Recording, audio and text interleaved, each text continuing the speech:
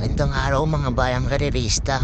Nandito na naman po si Rematista na magbibigay sa inyo ng karera tips and analysis ngayong araw ng Miyerkules, October 2, 2024. Meron tayong 7 karera ngayong araw na to. So simulan na natin.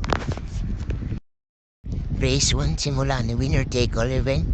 Isang 3-year-old and above maiden race. Pamprimero ko rito itong numero 2 na star of the show. Nasasakyan ni apprentice jockey A.R. Ramos. Ito na mapag-iwan na talaga ito ng mga kasabay niya sa maiden.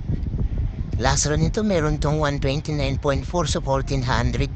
Na tersera to ay Brown Missile at Everland noong September 13. Isang dramating kabayo at pwede rin namang isunod lang to. Lamang to rito sa experience pero syempre maiden race. Kaya may panalo lahat. Second choice ko naman itong numero 5, Just Me, na sa ni Albert Serios. Meron na tong kabawi na to. Last run nito meron tong 130.8 sa 1400. Na tersero to kay Wildcat at Natural Beauty noong September 18 lang. Isang dramating kabayo at maiden race nga to kaya pwedeng makadehado tong kabayo na to. So first choice ko numero 2, Star of the Show. Second choice numero 5, Just Me.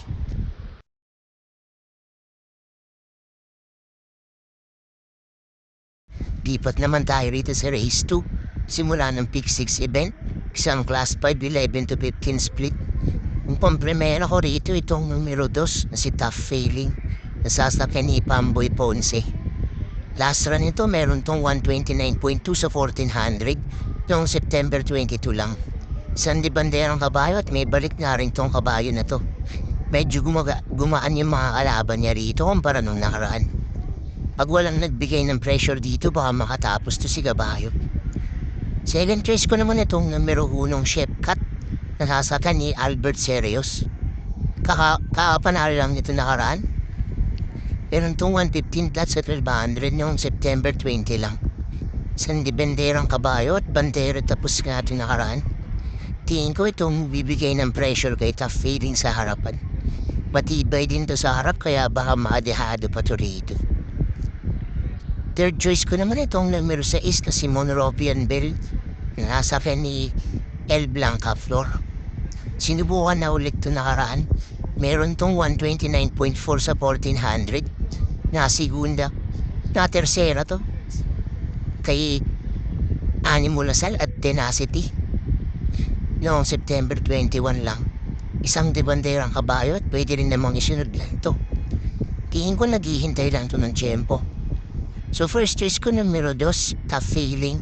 Second choice numero 1, Chef Cut. At third choice numero 6, Monrovian Bell.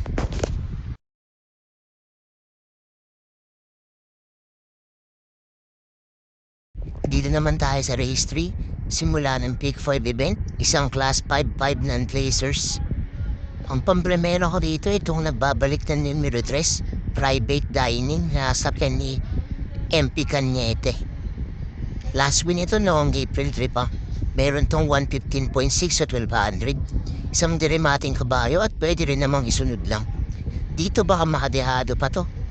Isa lang naman magiging problema nito kung sakali matagal lang siya napahinga. Pero tingin ko may inam pa naman tong kabayo na to. Second choice ko na lang itong numero 2 na malilimadong Marquis Angel na sasakyan ni JB Hernandez. Ito mukhang nag-warm up lang ulit nung last run niya. Last run nito meron tong 117 flat sa 1200 noong September 13 lang. Isang debanderang kabayo at balik na ang renda sa regular jockey niyang si JB Hernandez. Gamay din ni JB Hernandez at medyo humonti pa ang mga kalahok. Kaya tingin ko, kaya niya na tong grupo niya na to. So first choice ko numero 3, Private Dining. Second choice numero 2, Marquis Angel.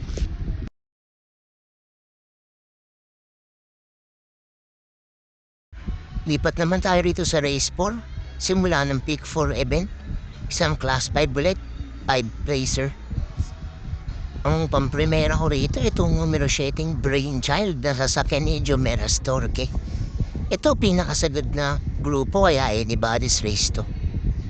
Itong si Brainchild baka maadehado pa to rito. Last win ito meron tong 131.8 sa 1400 noong July 20 pa. Isang diremating kabayo. Lamang to dahil na rin sa distansya. Baka makachamba. Second choice ko naman itong numero 3 na si Chase the Gold na sa ni si Elad Vincula. Ito tingin ko humahanap lang ng tiyempo to. Last win ito noong June 28 pa. Meron tong 116.4 sa 1200. Isang di banderang kabayo, pero pwede rin namang isunod lang. May balik din tong kabayo na to, baka dito na to makakuha ng panalo. Third choice ko itong numero 5 Eyes on Sunrise. Nasasakyan ni YL Bautista. Ito last run ito, nabitin lang. Meron tong 117 flat sa 1200 noong September 20 lang. Nasiguna doon sa dehadong si Blown Away. Mababa na rin to sa grupo. Huwag lang matatabunan sa largahan. So first choice ko numero 7 Brainchild. Second choice numero 3 Chase the Gold. At third choice numero 5 Eyes on Sunrise.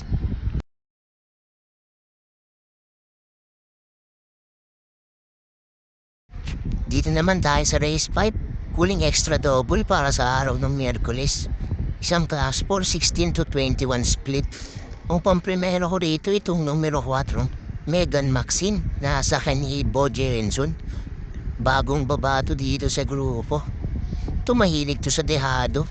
Class run nito meron tong 128.2 sa 1400 noong September 22 lang. Pwedeng ibandera, pwede rin iremate. Sanay na rin to sa ganitong grupo. Baka madehado pa to rito. Second choice ko naman itong numero 8, Seychelles, nasasakyan ni John Merestorque. Ito laging natitimbang tong kabayo na to. Last run ito meron tong 128.8 sa 1400 noong August 31 pa. Tatersera to dun kay Heavyweight at Moon Island. Isang diremating kabayo. Pag nakapwesto to ng maayos, baka makakuha na ang panalo to rito. Third choice ko naman itong dehado pang numero 3 na si Amiable Maxine na sa ni Charles Reyes. Isa pa tong mahilig sa dehado. Last run nito meron tong 128.8 sa 1400 noong August 23 pa. Nasigunda to dun kay makakasahan. Isang banderang kabayo at talagang matibay sa harapan. Tingin ko naman iagapay lang to dahil meron niyang matulin sa race na to na si Winter on Fire. So first choice ko numero 4 Megan Maxine, second choice numero 8 Seychelles, at third choice numero 3 Amiable Maxine.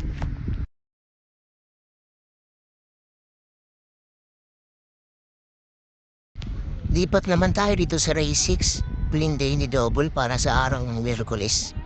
Isang class 5, 6 to 10 split. Ang pamprimero ko rito itong numero 7 Etnat na sa pinilit ni James Torque. Last run nito meron tong 129.2 sa 1400 noong September 22 lang. Isang banderang kabayo pero pwede rin namang isunod lang. May balik tong kabayo na to at tingin ko humahanap lang to ng tiyempo. Makapwesto lang to ng mahayos at huwag malalabunan, tingin ko makakakuha na to ng panalo rito. Second choice ko naman itong numero 3 na si Happy Kid na sa ni Charles Reyes. Ito sanay sa mabibigat na laban. Last win ito meron tong 130.6 sa 1400 noong July 14 pa.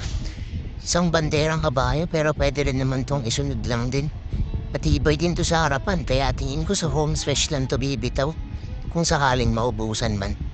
Third choice ko naman itong dehado pang numero 1 Golden Buzzer na nasa ni CS Pare. Ito mahilig din to sa dehado, baka makachamba to rito. Last win ito noong August 7 pa meron tong 116.4 sa 1200. Isang dilemating kabahe pero dati di banderang matulin to. Tingin ko naman dito manatabunan dahil nasa balya na ang numero niya. So first choice ko numero 7 Hitnad. Second choice numero 3 Happy Kid. At third choice numero 1 Golden Buzzer.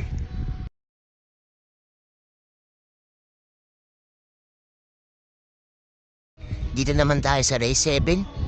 Huling race para sa araw ng Miyerkules at para tingin na ng winner take all. Isang class 5, 6 to 10 split. Ang pamprimera ko rito itong nambabalik na si Space Jam numero 3 na sa ni Boje Henson. Ito sobrang tagal na pahinga. Nag-barrier to noong September 20 lang. Naswing ito nakaraang taon pa. Meron tong 126.4 sa 1400 noong May 5, 2023 pa. Isang debanderang kabayo at sanay na to sa malalakas na laban. Baka magpagpaglam to rito pero tingin ko mainam pa rin talaga tong kabayo na to.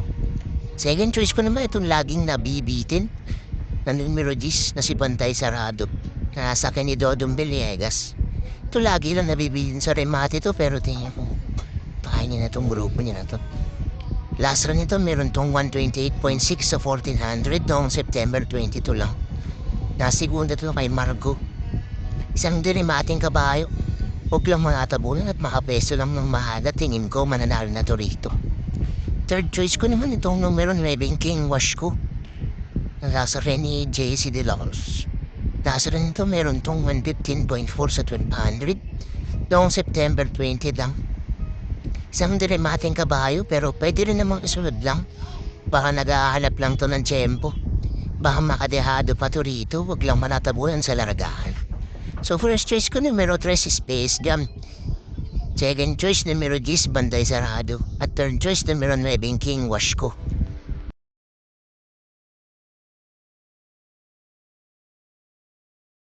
So din tatapos ang ating Garera Tips and Analysis para sa araw ng Merkules. Maraming salamat sa mga nanood at sana'y magsitama tayong lahat. God bless sa inyo mga bayang karerista. Don't forget to like, comment, and subscribe for more Carrera Tips.